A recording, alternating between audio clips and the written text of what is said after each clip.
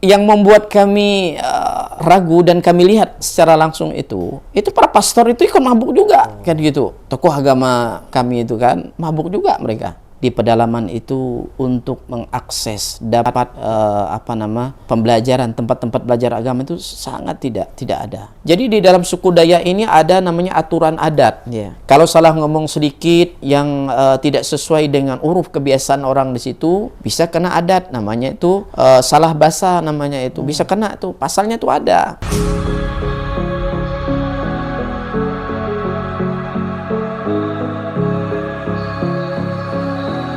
Orang tua kita telah memberikan cintanya tanpa pamrih, yuk balas mereka dengan kebaikan abadi, yakni dengan berwakaf Al-Quran atas nama mereka. Wakaf sekarang, pahala selamanya. Assalamualaikum warahmatullahi wabarakatuh. Sahabat, apa kabar? Dimanapun Anda berada, mudah-mudahan selalu dalam kesehatan dan lindungan Allah. Kali ini, alhamdulillah saya kedatangan bintang tamu yang spesial. Tempat tinggalnya itu dari nun jauh di sana, di daerah Kalimantan Barat.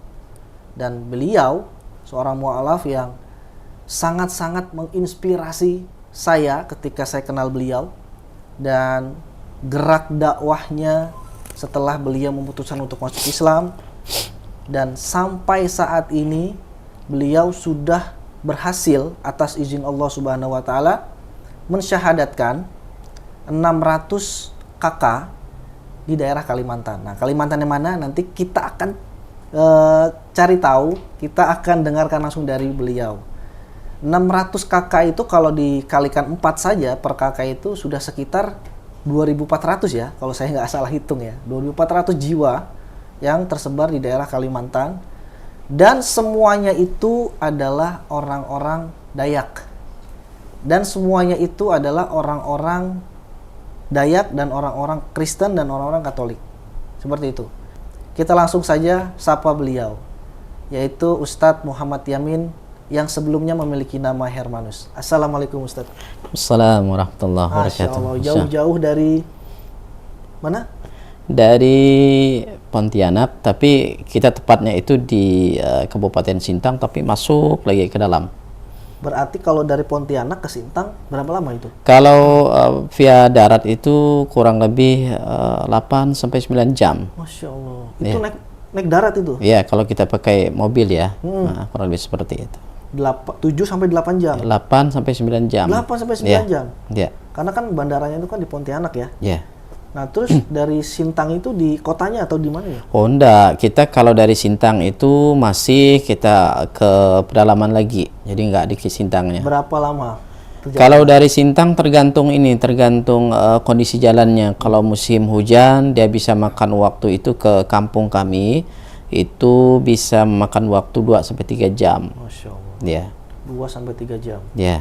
Dan yang menarik, Ustadz ya, antum dari kecil bukan Muslim. Ya. Tapi antum dulunya adalah Katolik. Katolik. Ya.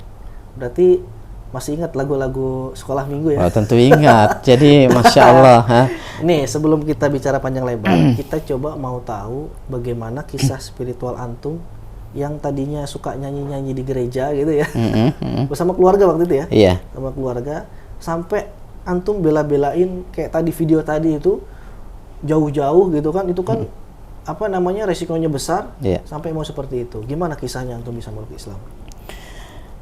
Ya, kita tidak pernah tahu dan tidak sebetulnya pernah minta ditakdirkan Allah itu dalam kehidupan susah.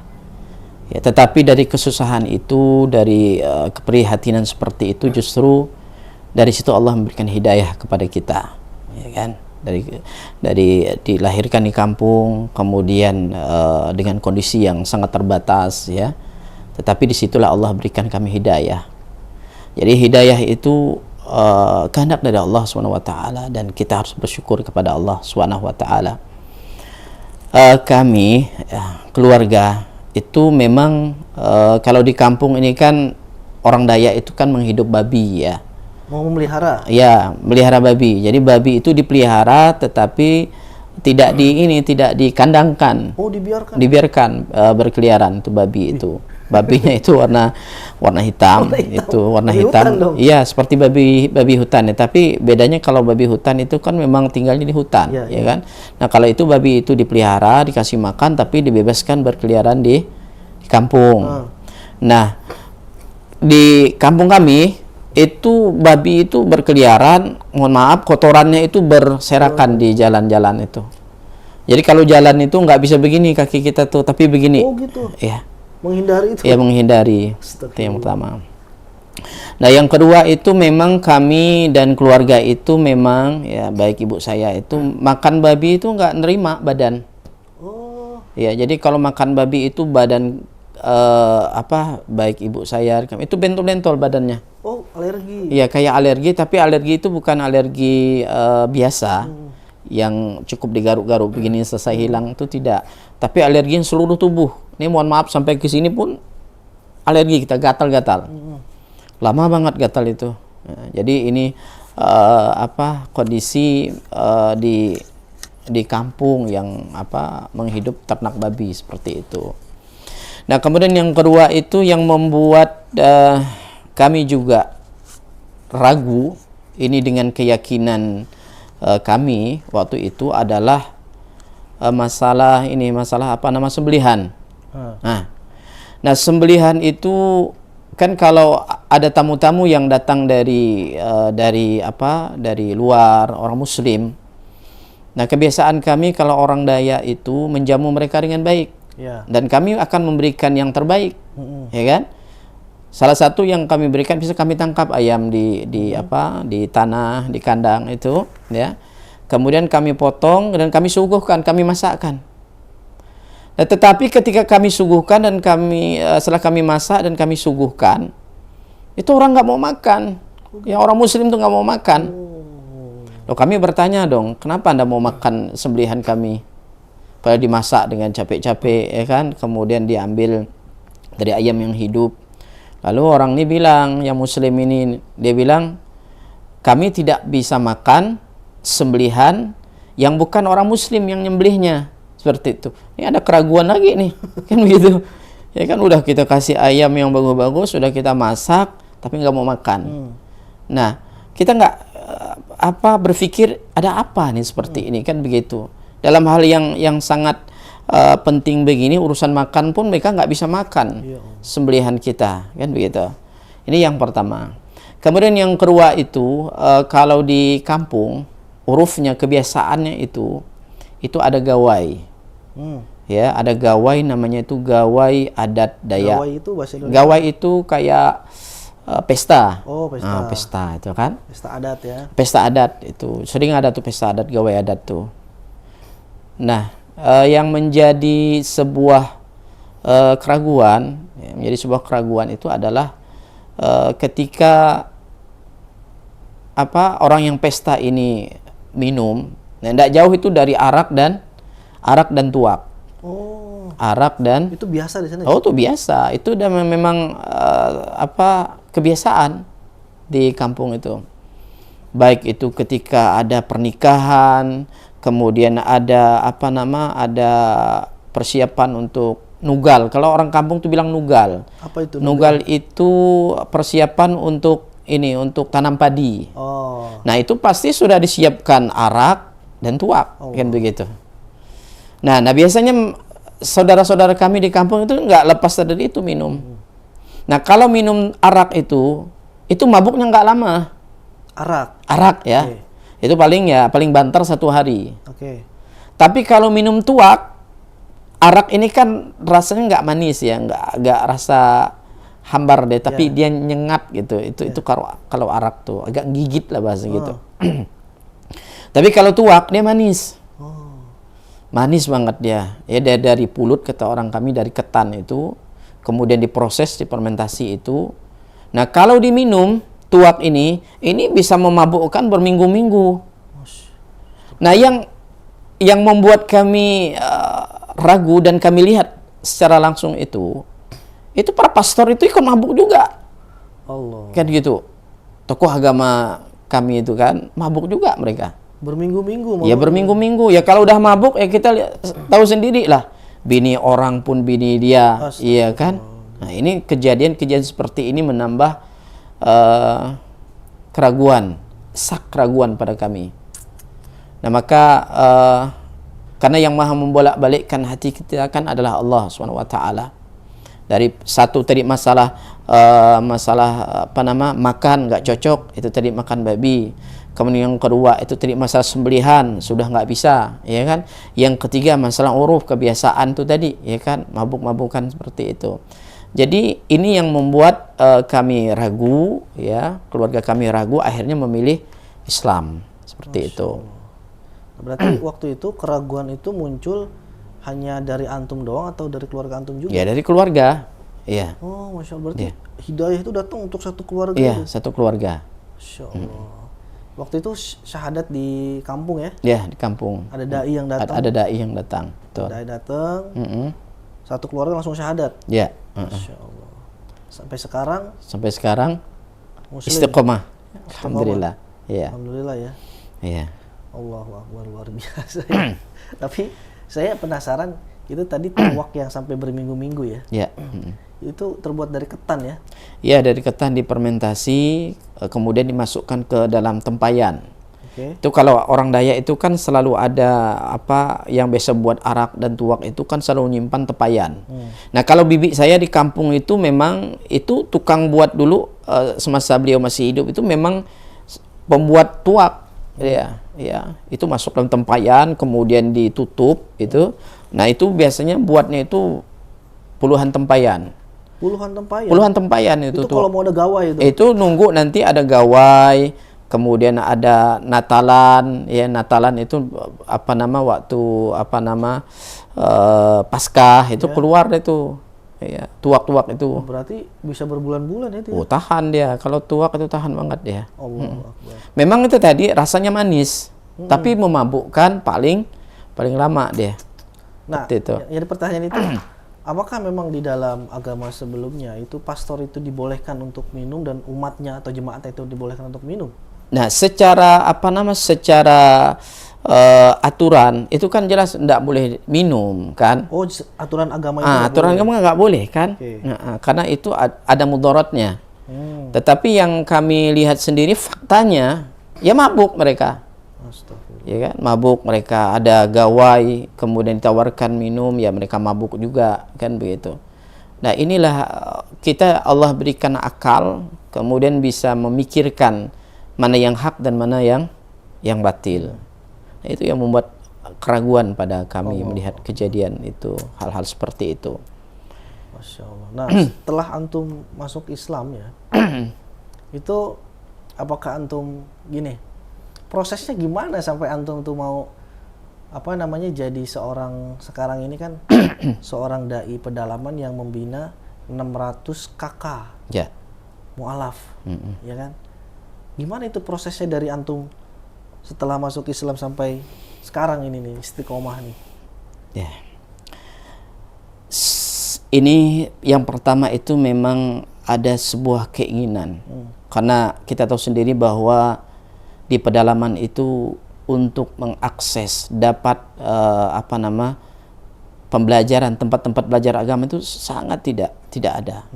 Karena ya kita bisa mengetahui kalau orang di Kalimantan itu tahu banget bagaimana wilayah Kalimantan Barat itu yang masih hutan, dan bahkan tempat saya dilahirkan itu memang terisolir. Ya, hanya mengandalkan jalur darat pada saat itu. Nah, sudah ada jalan itu setelah masuk transmigrasi, sudah masuk perusahaan kayak sawit itu masuk. Nah, ini menambah keinginan saya, azam saya, tekad saya itu untuk mengubah, jangan sampai ya, saudara-saudara saya yang sudah berislam itu merasakan kesusahan untuk belajar agama. Nah, maka saya ingin hidup dan mati saya betul-betul bagaimana membina saudara-saudara saya di pedalaman. Nah, poin inilah yang menjadi menjadi konsen kami itu untuk terus berdakwah sampai sekarang, dan saya alhamdulillah sudah mewakafkan diri di jalan Allah Subhanahu wa taala yaitu untuk berdakwah di pedalaman, membina saudara-saudara kami itu yang membutuhkan pembinaan. Karena pada dasarnya dakwah itu bukan minta dilayani.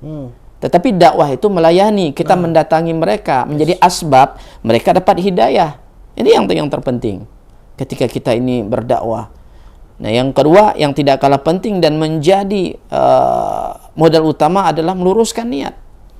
Karena dengan meluruskan niat, kemudian berdakwah itu tadi turun ke pedalaman, mencari asbab sampainya hidayah mereka untuk masuk Islam, kemudian istiqomah di Islam. Ini yang harus betul-betul kita matangkan dalam dakwah. Seperti itu. Masya Allah.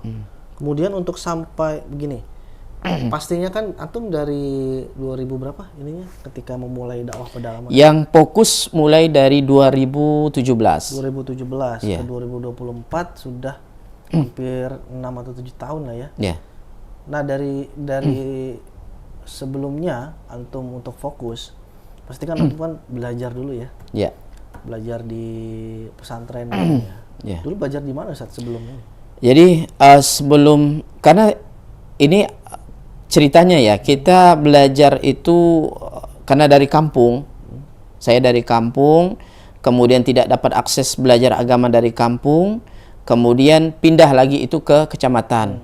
Nah, di kecamatan itu tidak mendapat maksimal belajar, meskipun kita sudah berkumpul dengan saudara-saudara kita yang muslim di situ. Akhirnya saya dimasukkan ke panti asuhan. Nah, di panti asuhan inilah saya mulai belajar dari mengenal alif, ba, ta, dan seterusnya, mengenal sholat. 3 tahun di situ, ya. Baru kemudian saya berangkat ke Jawa untuk menuntut ilmu agama. Masya Allah. Hanya berbekal uang, kemudian semangat, ya. Kemudian di pesantren itu pun bekerja, bukan dikirimkan duit oleh orang tua, karena orang tua ini nggak punya materi, nggak punya duit. Hanya petani karet biasa, hanya berladang, ya kan. Dan itu yang menjadi keinginan besar bagaimana berilmu dan kelak bermanfaat buat keluarga dan orang lain, seperti itu. Masya Allah. Jadi antum ke Jawa Ya, itu tidak dikirimkan uang, ya, tidak dikirimkan duit. hanya dari Mengandalkan membantu para ustadz, ya. Kemudian kalau kami biasa siang itu nyangkul di pesantren, ya.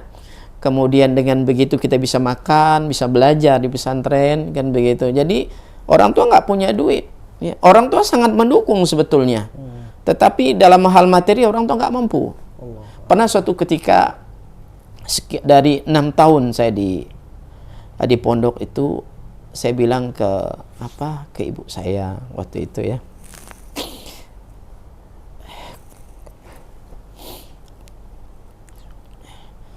Jadi yang buat saya sedih itu nggak punya duit.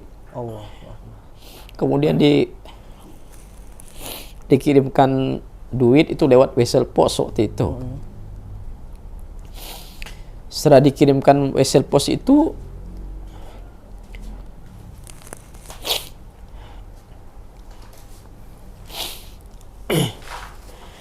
duitnya bukan banyak waktu itu dikirimkan itu.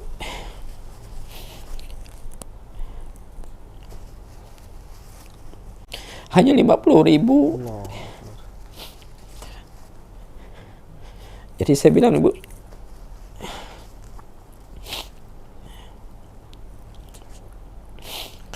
saya pesan kirim surat waktu itu.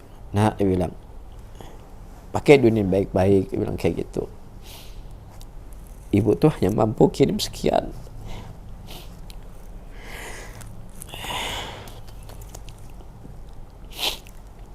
Jadi itulah yang membuat saya lebih semangat lagi belajar, ya kan?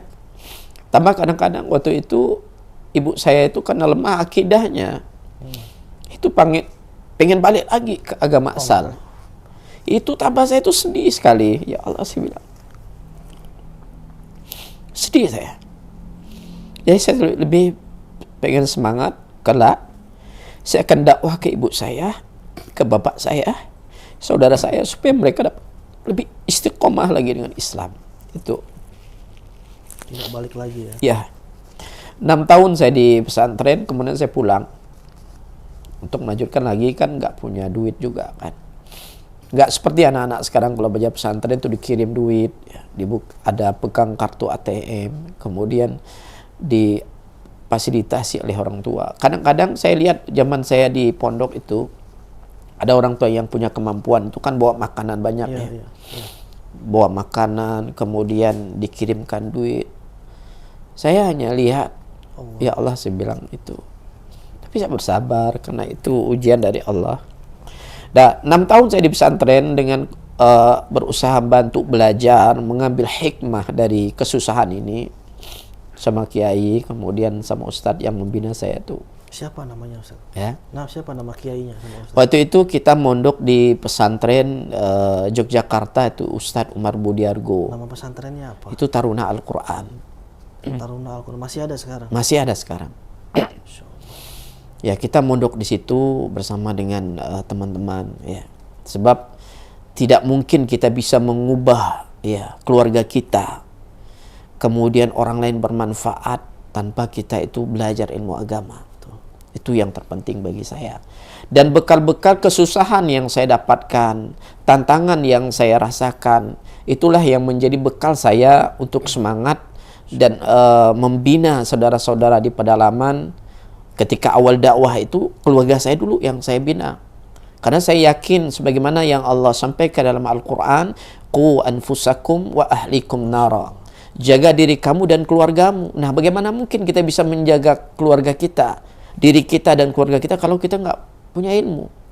Nah, setelah itu baru saya mulai fokus dakwah ya. Yang saya tancapkan dakwah itu yang pertama kali di kampung di mana saya dilahirkan. Karena saya ingin bermanfaat, saya ingin menjadi asbab saudara-saudara saya itu mendapatkan hidayah.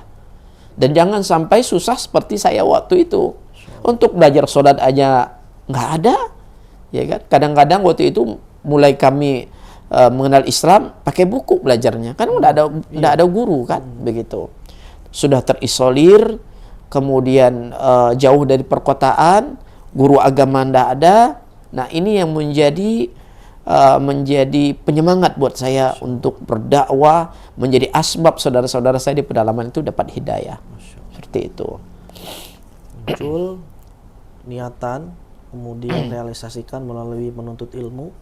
Selama di panti asuhan sampai 6 tahun di Jawa, di Jogja ya. Pesantren Taruna Al-Quran. Kiai siapa?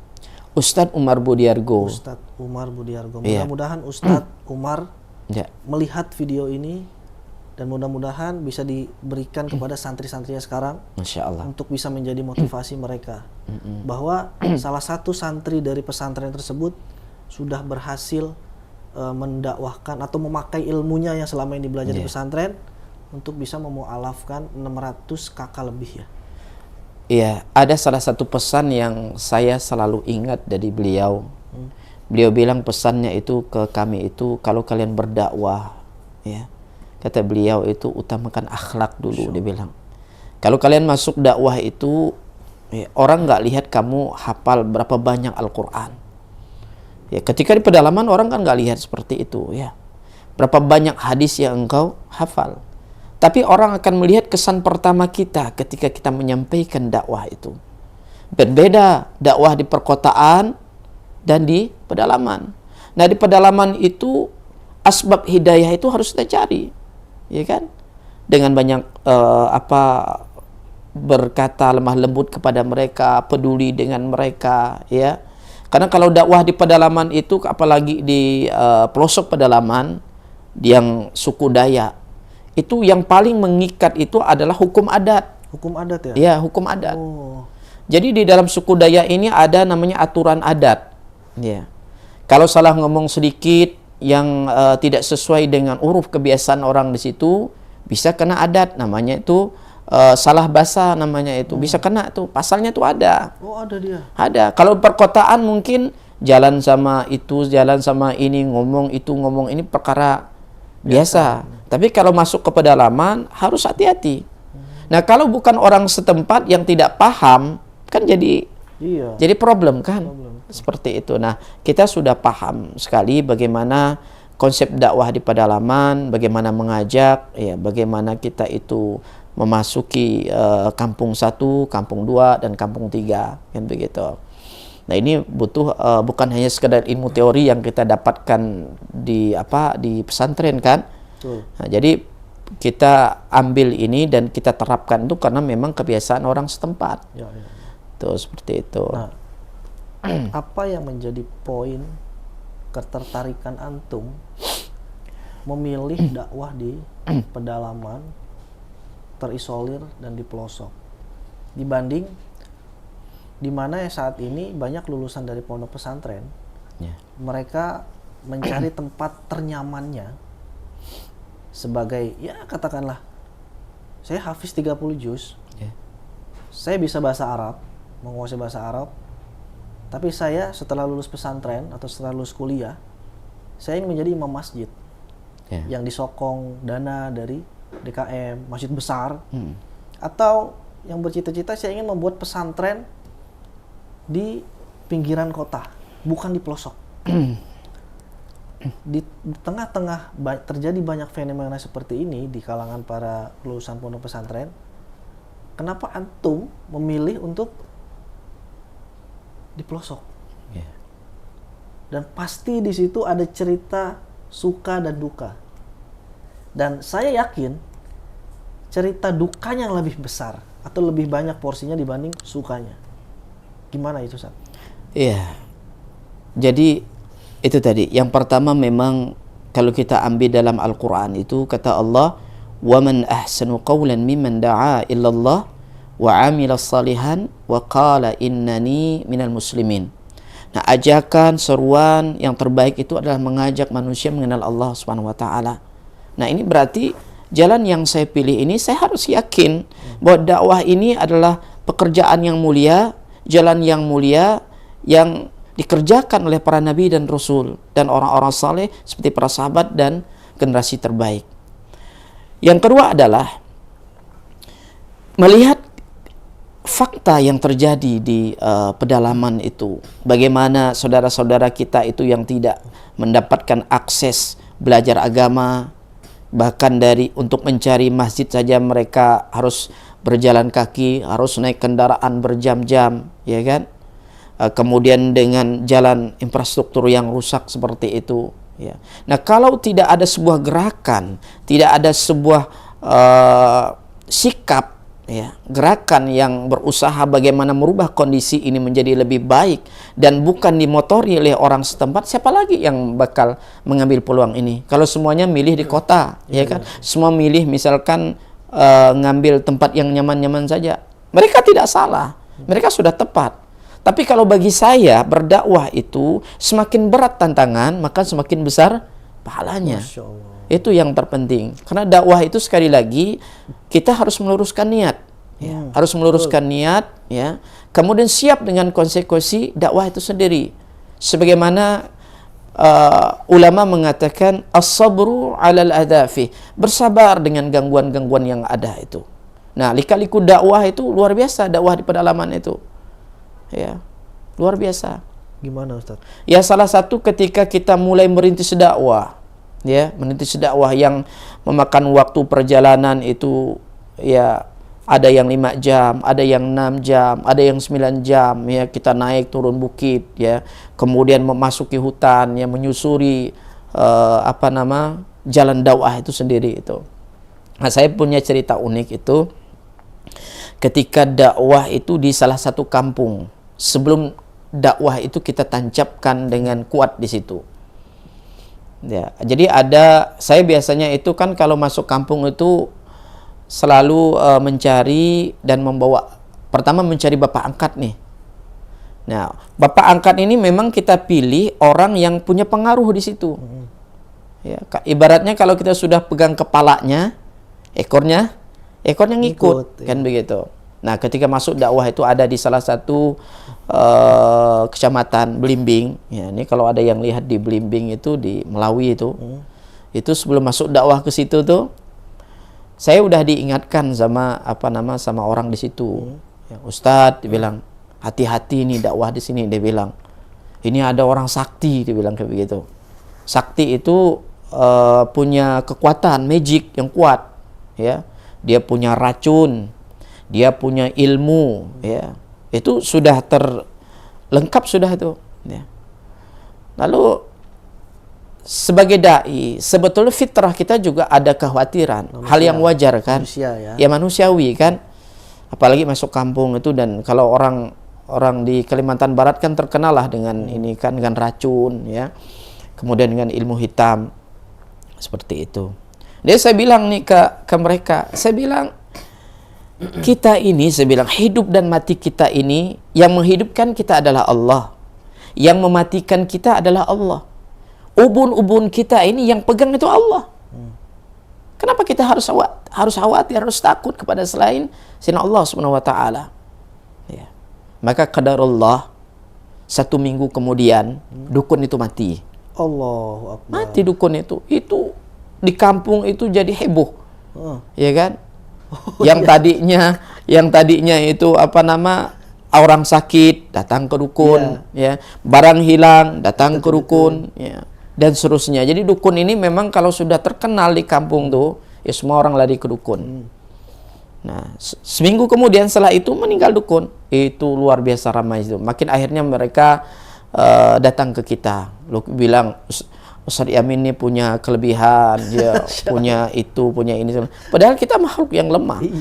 Kita hanya bersandar kepada Allah, bahwa tidak ada daya dan kekuatan kecuali atas pertolongan dari Allah SWT. Akhirnya dakwah itu bersinar. Di situ bersinar, kemudian hal-hal yang perdukunan itu menjadi hilang, dan masjid pun diramaikan, ada syiar, ada pengajian di situ. Nah, ini salah satu tempat pengalaman yang unik, yang terkesan sampai sekarang masih saya ingat ketika dakwah. Kemudian yang kedua, kami ada dakwah di pedalaman, itu masuk jauh ke pedalaman itu. Berapa lama tuh jaraknya? Kurang lebih 4 sampai 5 jam. Itu jalannya dalam kering itu ya. Kering ya. Ya. Kalau basah? Kalau basah lebih dari itu, ya itu bisa tenggelam motor kita itu kan. Jadi jalan itu bukan seperti perkotaan di Jakarta ini ya, yang mulus, kemudian yang licin. Ya, licin dalam artian itu tidak ada kendala lah ketika naik motor. Dan alhamdulillah jatuh dari motor. Masya Allah. Nah, naik motor, jatuh dari motor karena jalannya itu kan bukan melewati jalan tanah, tetapi jalan yang sudah tidak bisa dilewati, dicari solusi pakai papan. Nah, papan tuh pakai papan hanya 2 papan nih. Sementara di sisinya itu kiri dan kanan itu tinggi. Oke. Nah, jatuhlah dari motor. Ya, alhamdulillah itu tidak bisa berjalan itu 3 bulan. Nah, 3 bulan nggak bisa jalan. Duduk aja itu. Akhirnya sholat pun dalam keadaan duduk, ya. Nah, kalau mau ke kamar mandi itu kan sulit sekali melangkahkan kaki itu. Itu kena saraf kejepit. Saya nangis waktu itu, merasakan bagaimana aktivitas ini bakal sulit terlaksana. Dan saya mikir, bisa sembuh nggak ini, kan begitu. Nah, nangis itu karena khawatir dakwah itu tidak bisa dikerjakan lagi. Karena hidup dan mati itu saya sudah azamkan, sudah berwakaf diri saya itu di jalan Allah SWT. Nangis saya. Nah, qadarullah 3 bulan kemudian baru bisa jalan. Saya yakin ma anzalallahu min da'in ila anzalalahu syifaan. Tidaklah Allah menurunkan suatu penyakit, pasti Allah turunkan juga obatnya. Alhamdulillah biiznillah itu sembuh setelah diurut. Masya Allah. Diurut sembuh alhamdulillah. Nah, semakin semangat saya berdakwah. Bukan makin kapok. Bukan makin takut, enggak. Ya kan? Semakin semangat, semakin ingin menjadi asbab orang lain itu dapat hidayah. Itu yang kedua dari cerita yang saya rasakan, kemudian yang saya nikmati sendiri penyendak. Karena dakwah ini harus senang kita. Ya kan? Harus senang, karena kalau saya sudah turun ke pedalaman, berdakwah, bertemu dengan saudara-saudara saya di pedalaman itu saya rasanya itu fresh saya. Ya kan? Tenang, semakin lembut hati saya karena melihat anak-anak yang tidak bisa hanya untuk mendengarkan ceramah aja mereka susah, ya kan? Kita kunjungi, kadang kita bawa kurma, bawa permen, kadang-kadang saya juga kalau di belakang motor itu kita bawa tim itu pakaian-pakaian bekas. Karena orang-orang di kampung itu jangankan untuk beli baju, Ya kan? Untuk makan aja kesulitan. Jadi saya tanya nih teman-teman yang punya kelebihan, coba kalian yang punya rezeki, saya sampaikan, nih bantu nih kita nih. Minimal kalian itu sudah peduli, kan begitu. Banyak saudara-saudara kita di pedalaman itu mesti harus kita perhatikan mereka. Mudah-mudahan apa yang Anda keluarkan itu, ya entah itu pakaian bekas, entah sekedar permen begitu, itu asbab hidayah. Karena orang di kampung itu yang pertama kali dilihat itu adalah akhlak kita, kenyamanan berbicara dengan kita. Itu menjadi nilai buat mereka, menilai kebaikan pada kita. Nah, kenapa yang hak ini tidak kita hiasi dengan hal-hal yang baik, kan begitu. Ini penting untuk kita perbaiki ketika kita ini turun di pedalaman seperti itu. Kemudian ada cerita juga pernah saya turun dakwah di pedalaman itu. Dan ini bukan dalam artian saya mengeluh untuk menyampaikan, ini tidak, sebagai sebuah hikmah, kemudian menambah kecintaan kita kepada dakwah. Yang kedua adalah pertolongan dari Allah Subhanahu wa taala. Karena seorang dai, ya seperti semua teman-teman yang berdakwah di jalan Allah itu harus yakin, ya, harus ikhlas dia. Kemudian yakin dengan pertolongan dari Allah Subhanahu wa taala dan meluruskan niat ketika berdakwah. Nah, saya masuk satu kampung, perjalanan itu makan waktu 5-6 jam juga sama. Berdakwah di situ kita. Ya, kita sudah berusaha untuk memperbaiki komunikasi, kemudian sesuai dengan kebiasaan orang di situ. Tapi yang nama dakwah, ya, Rasul sallallahu alaihi wasallam siapa kurangnya dalam berdakwah? Iya. Tapi kan masih zolimi, ya, disihir, kemudian dilempar dengan kotoran. Apa kurangnya Nabi? Apalagi kita sebagai manusia yang lemah, yang dhaif seperti saya, kan begitu. Nah, dakwah di situ, ya, pulang dakwah itu mulut saya ini terkunci. Terkunci? Ya, terkunci, nggak bisa keluar. Nggak bisa ngomong. Nggak bisa ngomong. Kok bisa? Ya. Nah, itu tadi disebabkan karena asbab dakwah. Kan begitu. Pasti ada baik itu syaitan, kemudian orang-orang yang tidak menyukai dengan dakwah ini pasti melakukan hal seperti ini, kan begitu. Ini diguna-guna. Ya, guna-guna. Ya, sihir lah kalau dalam sana sihir seperti itu, bungkam. Kita kalau orang kami di sana itu dibungkam seperti itu. Kemudian dalam keadaan tidak bisa keluar kalimat dari mulut saya. Mungkin ada pertanyaan, takut nggak? Ya takut, khawatir. Pulang dari pedalaman. Iya, pulang dari pedalaman. Fitrah manusia itu pasti takut dengan kondisi yang sulit, kondisi yang tadi bisa bicara, tapi nggak bisa keluar kalimat-kalimat dari mulut kita, dari mulut saya tuh. Nah, bukan hanya saya, Nabi Musa alaihissalam saya kan takut tuh, ketika Allah perintahkan kepada Musa dan Harun, idhaba ila fir'auna innahu tagha. Wahai Musa dan Harun, pergilah engkau berdua itu kepada Fir'aun. Sesungguhnya Fir'aun itu melampaui batas. Takut juga kan Nabi Musa alaihissalam. Tapi Allah hiburkan dalam Al-Quran. La takhafa innani ma'akuma asma'u wa ara. Engkau, wahai Musa dan Harun, jangan takut. Aku bersama dengan engkau. Aku mendengarkan engkau. Nah, seorang mukmin, apalagi seorang pendakwah, itu harus yakin kebersamaan dia dengan Allah. Kalau dia tidak yakin kebersamaan dia dengan Allah, Allah menolong dia, Allah meneguhkan langkah dia, bagaimana mungkin dakwah ini akan Allah berikan pertolongan? Ini yang poin yang paling penting. Maka saya pun sebagaimana doa ketika Allah perintahkan kepada Musa dan Harun, Musa itu takut, ya, saya selalu ingat doa itu. Saya angkat tangan ke langit, saya berdoa kepada Allah dengan membaca doa, Israh li sadri wa yassir li amri wahlul 'uqdatam min lisani yafqahu qawli. Ya Allah, lisanku ini bukan untuk bermaksiat kepadamu, ya Allah, menyampaikan yang hak, kan begitu. Lapangkan dadaku, ya Allah, mudahkan urusanku dan lancarkan lisanku. Maka qadarullah, setelah itu keluarlah kalimat dari lisan saya. Setelah doa itu. Nah, ini siapa yang berikan pertolongan kalau bukan Allah? Karena Allah yang kasih pertolongan itu. Nah, kita manusia ini lemah, tidak bisa berbuat apapun. Itu dibungkam berapa lama itu? Itu kurang lebih hampir 15 menit nggak bisa ngomong. Allah. Bingung nih. Allah, nih gimana? Kalut dah bahasa kita tuh, kalut dah dia kita kan. Nah, ini langsung ingat kepada Allah Subhanahu wa taala. Kemudian ada juga teman ikut berdakwah. Ikut dakwah kan kita punya tim, ya punya tim dakwah itu. ikut dakwah itu masuk salah satu kampung tuh ada yang ada yang panas badannya itu ya. Kadang kayak orang demam tapi suhunya tinggi. Kan gitu. Lalu tanya ke anak, gimana Ustadz ini kok nggak sembuh-sembuh, bilang kan begitu.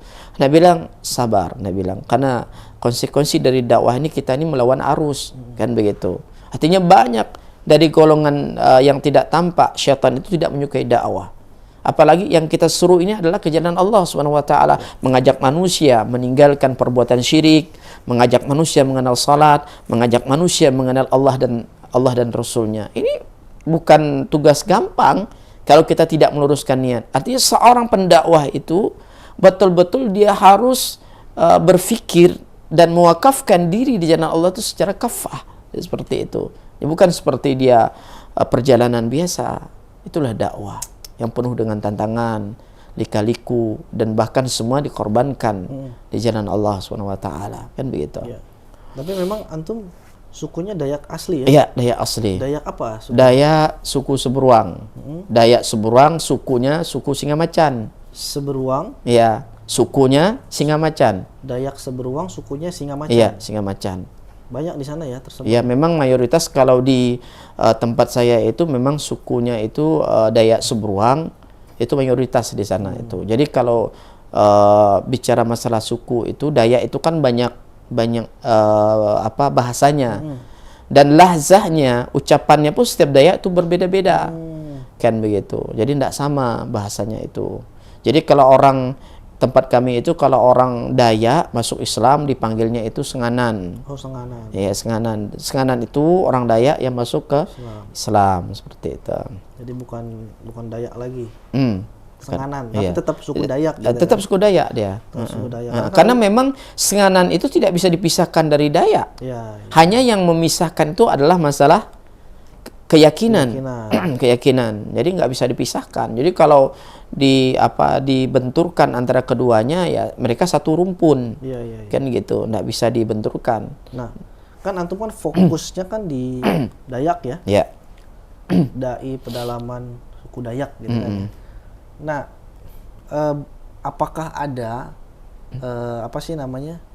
antara dakwah Islam dengan dakwah Kristen atau Katolik itu bertemu kemudian katakanlah gini, antum berdakwah, mereka sudah mu'alaf nih, sudah syahadat. Nah, tiba-tiba datang nih misionaris, gitu kan. Terus antum tahu informasi ini, gitu kan. Terus antum berusaha untuk membalikan lagi seperti ini. Ini hal-hal seperti ini sering terjadi nggak di sana? Sering terjadi. Oh, sering terjadi. Ya, sering terjadi. Nah, kita pernah menemukan kasus ada orang yang sudah murtad, ya. Jadi waktu itu kami menemukan ada salah satu saudara kami di pedalaman itu sudah murtad. Ya, murtad itu ikut suaminya. Tadinya Muslim atau mu'alaf? Tadi dia itu Muslim. Oke. Nah, kemudian dimurtadkan ya, ikut suaminya. Nah, setelah mendengarkan penjelasan saya tentang konsep ketuhanan, konsep tentang Islam, dan saya tanamkan penguatan akidah kepadanya, akhirnya dia kembali ke Islam dan saya syahadatkan lagi. Nah, saya ini diancam nih sama suaminya, dicari-cari ini mana Ustaz Yamin. Suaminya ya? misionaris. Oh, cari ya. Suaminya tuh memang yang jeleknya begini kebiasaan itu. Jadi mereka ini kadang menghamili dulu. Allah. Ya kan? Saudara-saudara kami dari Muslim itu dihamili,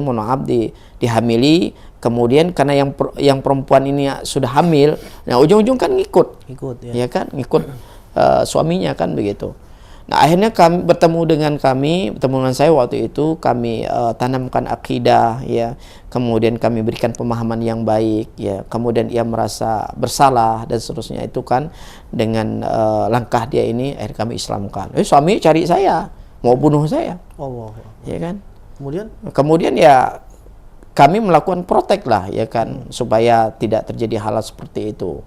Nah, di Kalimantan Barat itu khususnya di tempat kami itu yang paling kuat visi misi itu ada namanya Wahana Visi. Wahana Visi. Ya, Wahana Visi itu kuat banget dia dengan modal yang kuat. Berarti namanya Wahana Visi ini. Iya, Wahana Visi. Sekelompok misionaris ini. Iya, misionaris itu. Dan mereka pendekatan itu bukan pendekatan keagamaan dulu terhadap saudara-saudara kita yang muslim itu ya. Tapi mereka masuk sampai ke pedalaman tuh. Masuk dia bawa bantuan-bantuan ya, bawa sembako, bawa pakaian, dan bahkan bawa tempat-tempat misalnya nih untuk air bersih. Mereka masuk. Karena memang hal yang paling mudah menggiring dan mengajak itu yang sosial-sosial seperti ini kan begitu. Nah, sementara saudara-saudara kita di pedalaman itu masih banyak yang lemah akidah mereka. Tetapi setelah ada dakwah, ini tadi asbab dakwah, mereka nggak bisa masuk lagi nih ke tempat dakwah kita, ke pedalaman itu. Karena mereka berdakwah, kita pun berdakwah. Iya. Nah, ini pentingnya memang adanya itu dakwah tadi. Iya. Kalau semuanya ngambil dakwah di kota, di tempat yang nyaman, yang ketika dakwah satu titik ke titik berikutnya dapat amplop, semuanya mau di podium, semuanya mau di tempat yang empuk. Siapa yang ngurus mereka nih, siapa? Kan gitu. Ya, kan? Kalau tidak ada yang berjihad di situ, siapa lagi? Kan begitu. Nah, kalau ada orang entah itu kaum muslimin yang secara umum atau dia tuh dai kota, kalau saya sebutnya dai kota dan dia tuh dai yang katakanlah suka tampil di TV atau di YouTube gitu, yang sudah familiar lah seperti itu. Mereka ini kan memang bukan passionnya di pedalaman ya. Yeah. Nah, bagaimana kalau mereka ini turut ingin membantu tapi dia nggak bisa ke sana gitu, Ustaz? Bagaimana caranya? Apakah dengan mensupport dana donasi ke antum atau gimana nih?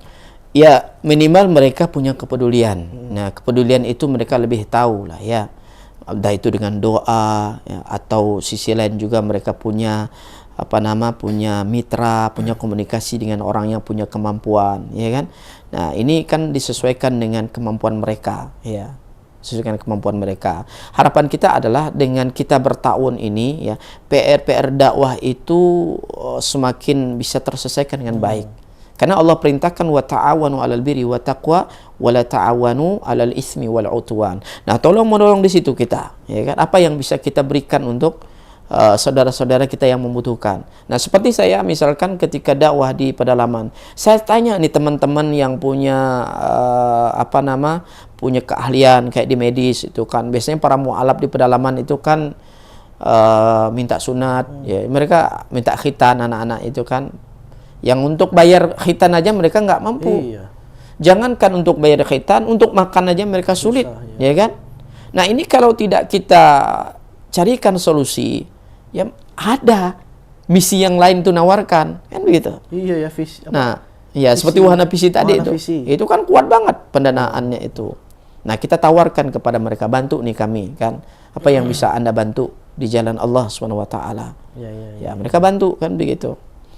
Nah, yang punya harta ya silakan, apa yang bisa dibantu di jalan Allah SWT. Nah, ini semuanya itu kan membutuhkan komunikasi ya, kemudian bertahunnya kita di jalan Allah SWT. Karena saya yakin dengan kita menjaga ukhuwah persatuan itu ya, kemudian bergandengan tangan menyelesaikan PR dakwah ini, insya Allah itu ya kan PR itu akan sedikit demi sedikit itu akan terselesaikan dengan baik. Itu dia.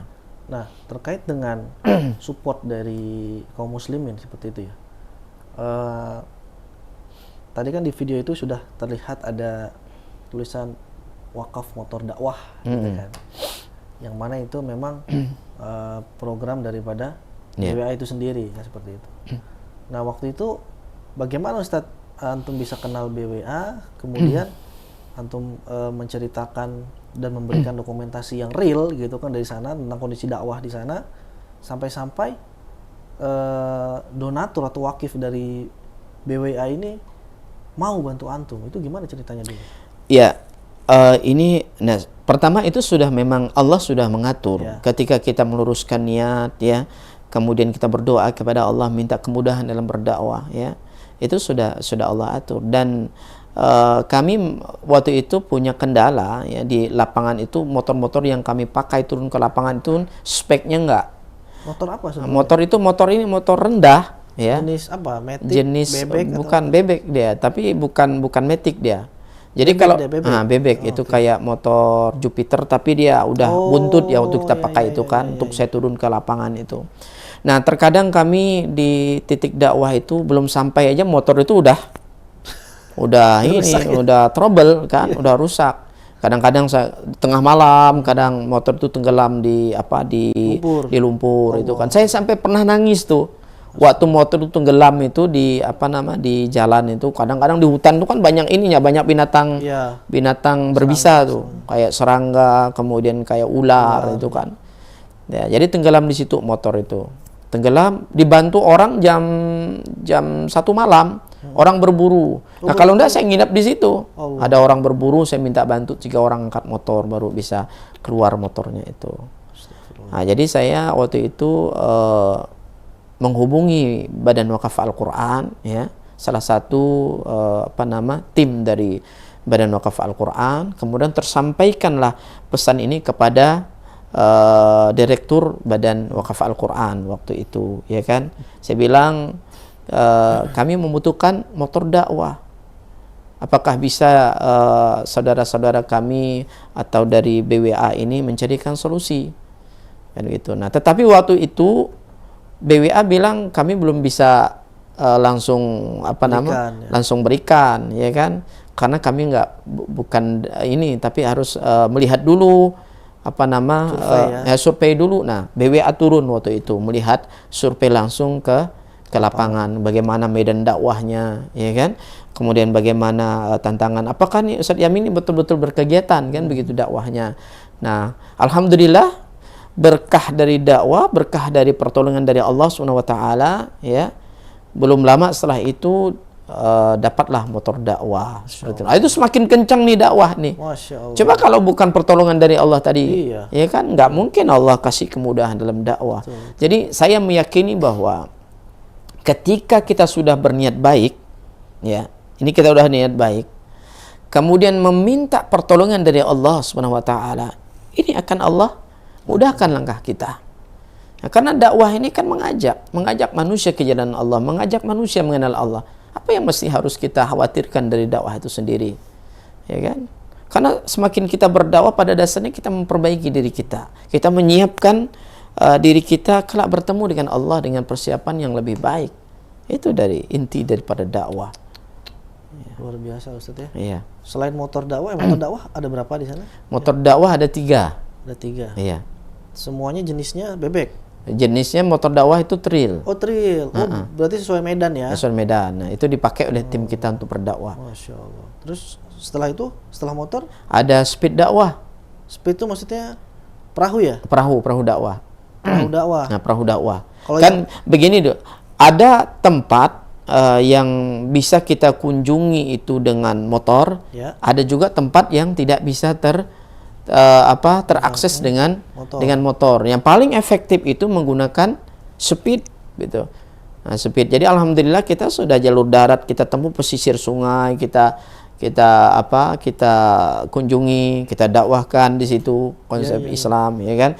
Jalur darat yang tidak bisa jalur sungai, ya kita lakukan pembinaan di kampung. Karena kenapa dakwah ini penting? Ada salah satu kampung sebelum kita masuk dakwah di sana itu satu kampung dulu itu mu'alaf. Ya. Mu'alaf satu kampung, ada namanya Hidayah, ada namanya Muslim, tapi mereka Katolik. Oh gitu. Di KTP mereka. Nah, jadi Katolik. Nah, kenapa sampai bisa mereka ini? Karena tidak ada pembinaan.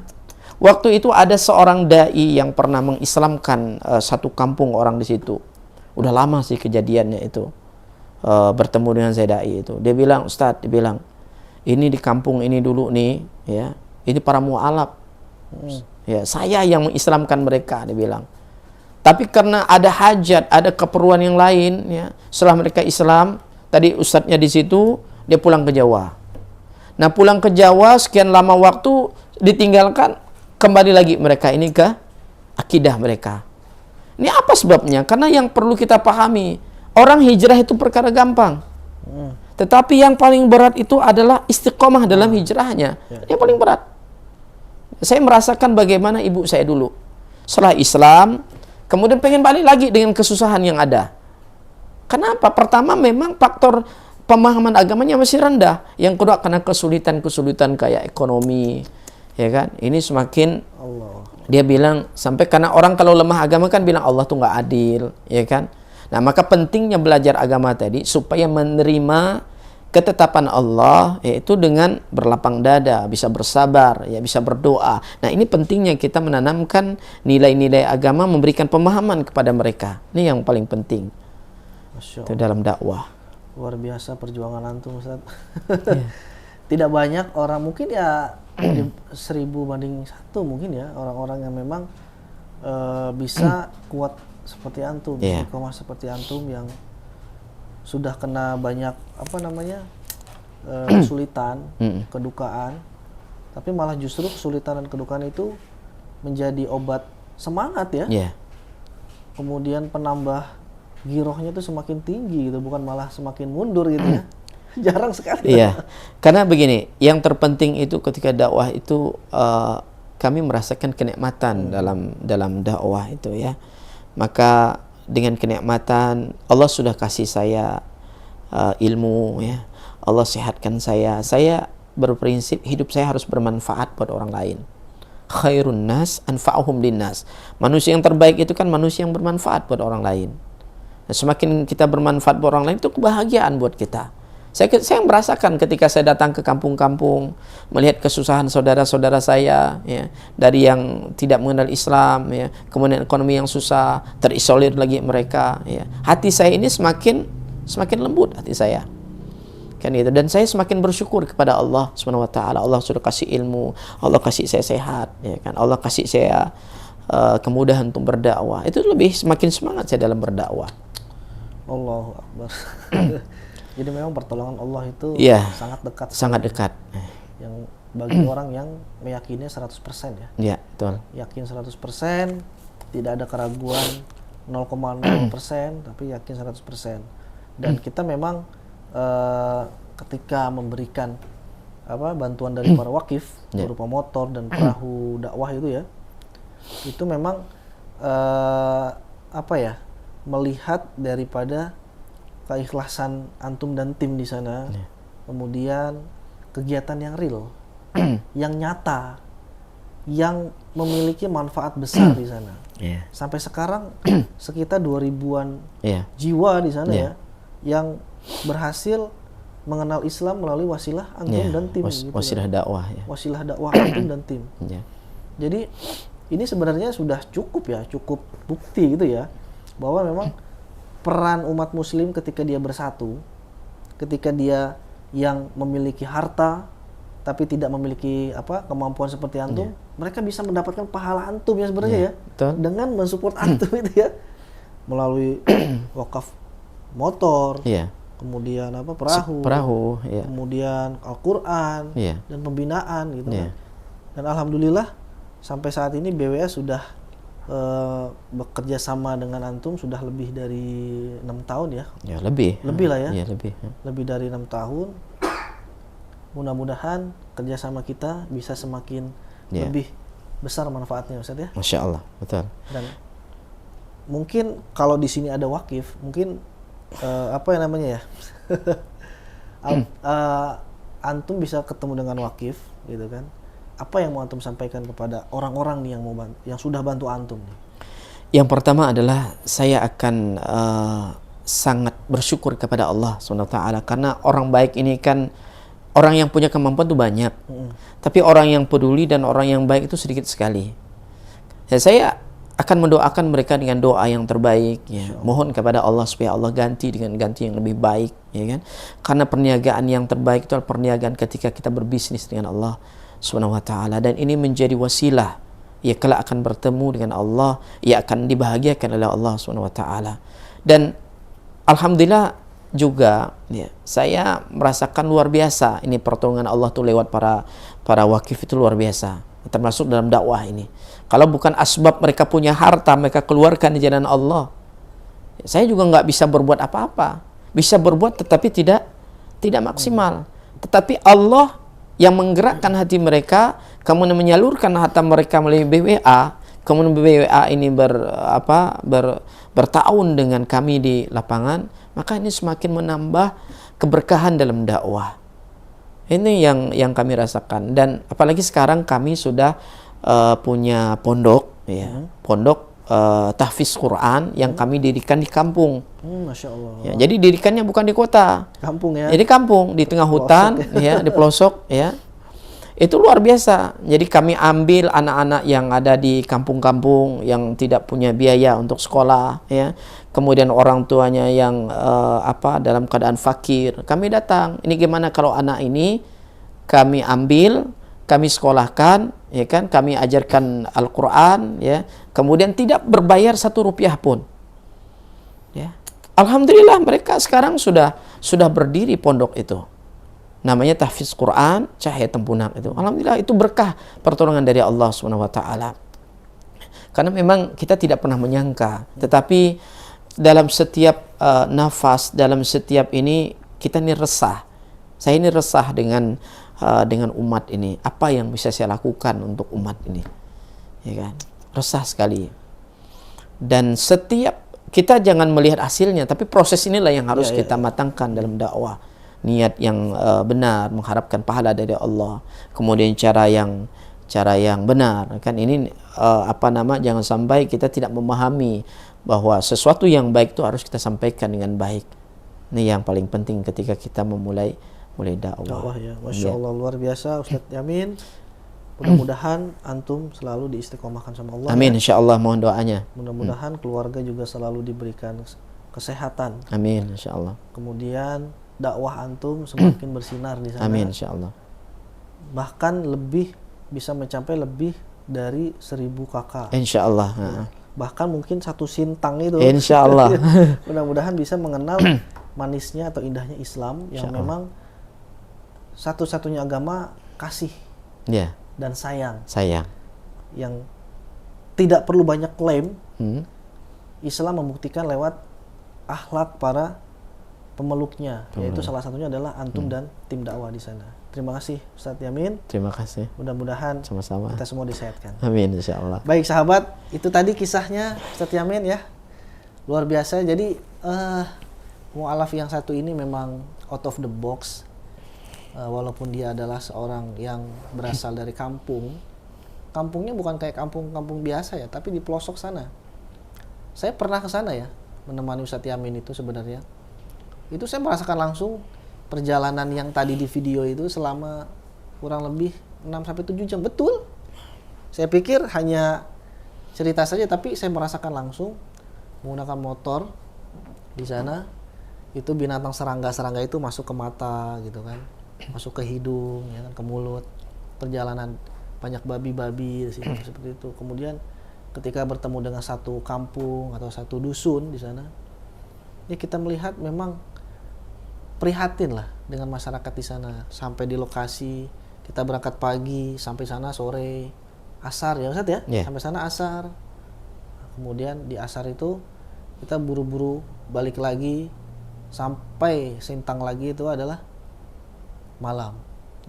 Kalau nggak salah jam 9 atau jam 10 malam seperti itu. Saya merasakan langsung bagaimana perjuangan Ustadz Yamin ini memu'alafkan atau mensyahadatkan dan juga membina para mu'alaf di sana dan masyarakat muslim di sana, serta menjaga akidah mereka dari rongrongan para misionaris Kristen ataupun Katolik, seperti yang tadi disampaikan oleh Ustadz Yamin tadi.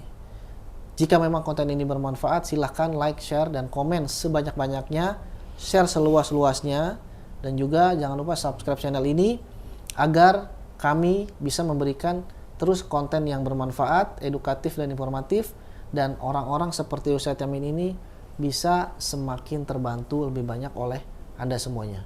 Wassalamualaikum warahmatullahi wabarakatuh.